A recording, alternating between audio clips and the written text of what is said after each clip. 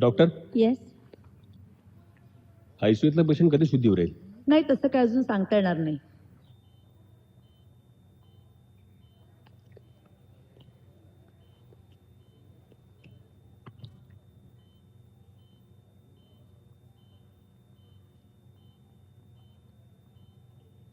मला एक सांगा कुमार साहेब,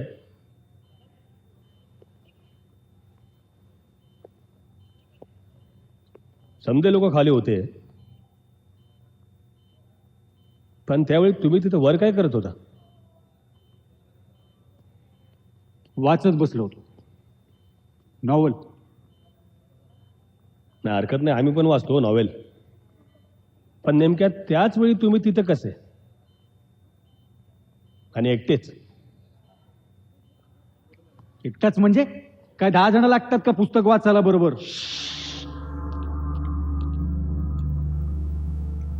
आवाज खाली करा.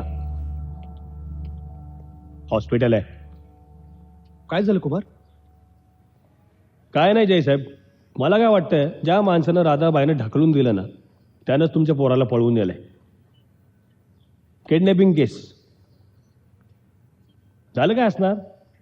तो माणूस सगळ्यांच्या नकळत वर गेला, त्याने जबरदस्तीनं पोरगं हिसकावून घ्यायचा प्रयत्न केला, राधाबाईनं त्याला विरोध केला, त्याने दिले तिला ढकलून आणि गेला मागच्या मागं पळून. सिंपल. हे बघा जयसाहेब, तुम्ही एक काम करा. तुम्हाला जर कोणी फोन केला, आय मीन पैशाची मागणी केली, तर तुम्ही ताबडतोब मला कळवा. अहो कसबे साहेब, अहो फोन याची वाट बघू नका. आधीच गौरीची ही परिस्थिती. प्लीज काहीतरी करा. जयसाहेब, प्रयत्न जारी आहेत. तर राधाबाई सांगतील तो माणूस कोण होता, कसा दिसत होता. त्यांना फक्त शुद्धीवर येऊ द्यात. काय झालं? पेशंट शुद्धीवर आलाय.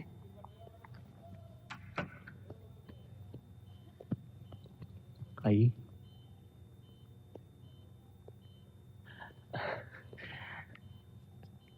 बरं वाटतंय आई? बाजूला आई वाका. बोल ना. हा.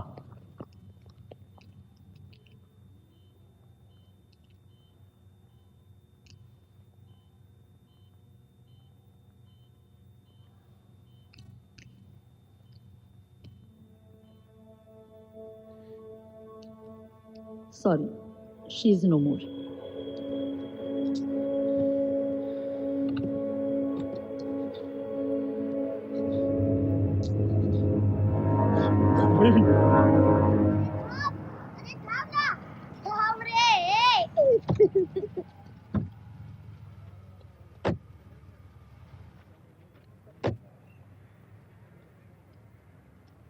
इथे मुजुमदारांचं घर कुठे आहे? मुजुमदार होय, चला की धावतो. हे आलो रे. किती लोक राहतात गावात? 5,000च आहेत. घर लांब आहे का? नाही, हे काय इथंच आहे. अरे कुठे आहे रे? हे काय साहेब, आलं की. ह्याची चावी कोणाकडे आहे? चला धावतो की. नाना, हो नाना. काय रे बाबा, काय झालं? नाना, अहो विमलाबाईंच्या चौकशीसाठी पोलीस आलेत. पोलीस? नमस्कार. अहो पण त्याला जाऊन तर 2 वर्ष झाली आता. त्यांची मुलगी गौरी कुठे आहे? ती पुण्याला असते शिकण्यासाठी. इथे येत नाही कधी? नाही, आता इथं कुणासाठी येणार साहेब? अविमलाबाई होत्या तेव्हा इथं 5-6 महिने होत्या राहण्यासाठी. पण बिचारीनं खूप सेवा केली हो. ते गेल्यापासून फिरकल्या बी नाही तिथं कधी त्या. त्यांची चावी घेऊन या. अहो पण कशाला? हो, जास्त चौकशी कशाला करता? घेऊन या म्हटलं तर घेऊन या ना. चला. हो हो, जा. आणतो ना. काय रे? हं? मुजुमदाराची किती घर आहेत गावात? अख्ख्या गावात मुजुमदारांचं एकच घर आहे साहेब. कुठे? बाकी डिटेल्स नाना माहिती आहेत साहेब. हा. चल. चला साहेब. खंडागळे, हा सर. बाहेरच थांबा. हे इकडे. हा? साहेबांच्या चहा पाण्याचं बघ ना जरा काही. हा, हा? चल. वय वय. या साहेब.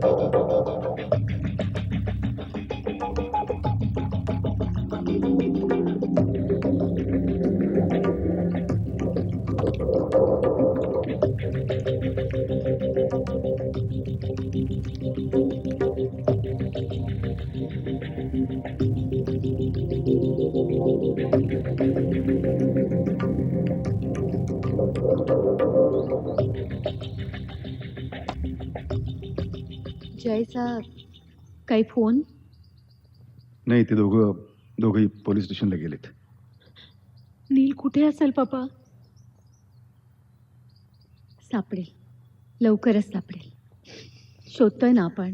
हं?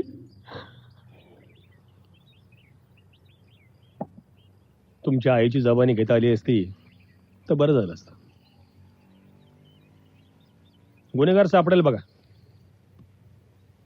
आईच्या नखात जे रक्त सापडलंय ना ते डेफिनेटली गुन्हेगाराचंच असणार. आता सर्वांचे रक्ताचे नमुने पाठवलेत, बघूया काय होतं ते. आता तुमचं जर कोणावर डाऊट असेल तर सांगा. नाही, त्याचं पण रक्त चेक करून घेऊ, नाही का? काय? नाही साहेब, खरं तर त्या बिचारीला कोणी ढकलू शकतं यावर मी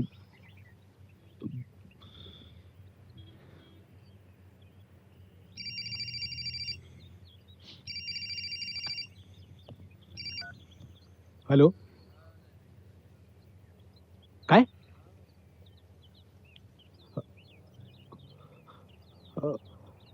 हो हो हो हो हो हो पोचतो मी.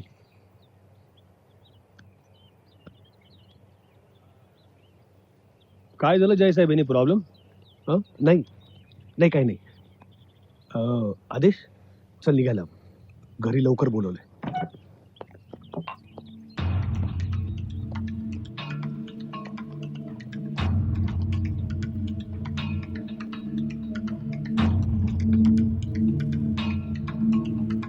काय झालं जय? एवढं घाईत का निघालास?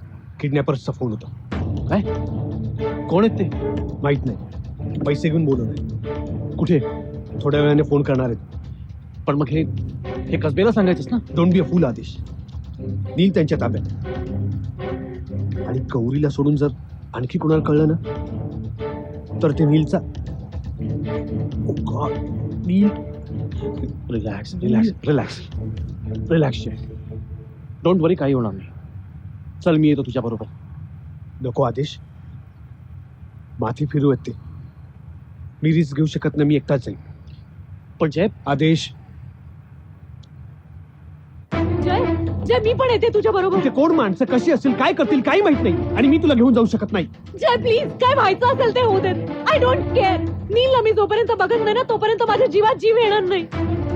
तुला कळत कसं नाहीये? चल.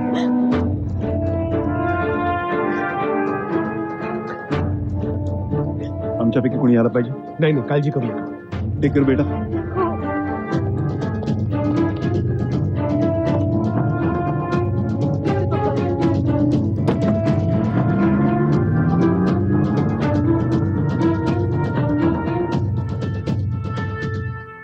मला वाटतं आपण पोलिसांना कळवायला पाहिजे.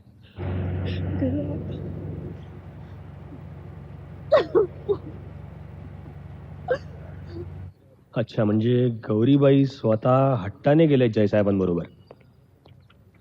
साहेब तुम्ही काही करा प्लीज. नीलच्या जीवाचं काहीही बरं वाईट होता कामा नये.